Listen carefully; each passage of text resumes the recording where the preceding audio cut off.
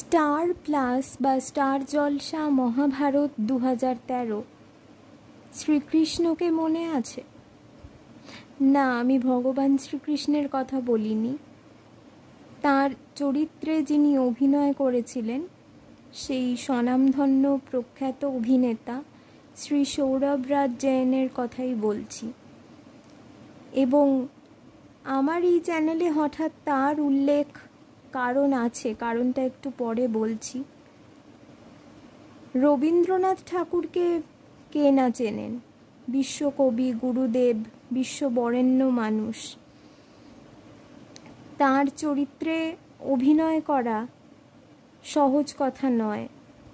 তার বক্তব্যকে ফুটিয়ে তোলা, একজনের চেহারা, তার অভিব্যক্তির মধ্যে দিয়ে রাবীন্দ্রিক বাচনভঙ্গি, রাবীন্দ্রিক আদব কায়দা কে পরিস্ফুট করা সত্যিই সহজ নয়। কিন্তু গুরুদেবের চরিত্রে অভিনয়ের গুরুভার যিনি নিতে চান তিনি আর কেউ নন, সৌরভরাজ জৈন। সম্প্রতি কেন, দীর্ঘ 6 বছর আগেই তিনি তার এই স্বপ্নটির কথা উল্লেখ করেছিলেন একটি সাক্ষাৎকারে, এবং আমি এক কল্পনাবিলাসী সঙ্গী হয়েছিলাম তাতেও। তাই তার সঙ্গে যোগাযোগের চেষ্টা করেছিলাম, উত্তর মেলেনি দীর্ঘদিন, দীর্ঘ বছর। অবশেষে আমি একটি পোস্ট করেছিলাম ইনস্টাগ্রামে, সোশ্যাল মিডিয়ায়, যেখানে রবীন্দ্রনাথের সঙ্গে সৌরভরাজ জৈনের মুখাবয়বের সাদৃশ্য দেখানো হয়েছে। সেভাবেই আমি বানিয়েছিলাম পোস্টটি, এবং তিনি তা স্বীকার করেছেন, তা গ্রহণ করেছেন, এবং সেটি সকলের সঙ্গে ভাগ করেও নিয়েছেন। আপনারা স্ক্রিনে দেখতেই পাচ্ছেন, তিনি লিখেছেন মাই ড্রিম বলে।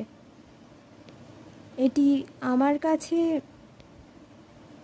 একটা গুরুত্বপূর্ণ পাওয়া, অনেক বড় প্রাপ্তি। আপনাদের সঙ্গে আজ ভাগ করে নিতে মন চাইল। তার পাশাপাশি একটি তাৎপর্যও আছে, সেটি হলো আপনাদের মধ্যে কেউ যদি আগ্রহী থাকেন রবীন্দ্র জীবন কথা নিয়ে কাজ করবেন, সিরিয়াল, সিনেমা, নাটক, OTT, web series, short film, যে কোনো মাধ্যমে আমার সঙ্গে যোগাযোগ করতে পারেন। অনেক আশা নিয়ে আপনাদের এই অনুরোধটি করলাম, কারণ কথায় বলে what you seek is seeking you too. তাই আমি জানি না এই স্বপ্ন আমাদের কোনোদিনও পূরণ হবে কি না, তাই আর কথা বাড়াবো না। ভিডিওটা কেমন লাগলো অবশ্যই শেষ পর্যন্ত দেখবেন এবং অনুগ্রহ করে জানাবেন। আপনারা শুনলে আমার ভালো লাগবে। ধন্যবাদ, নমস্কার, সবাই খুব ভালো থাকবেন।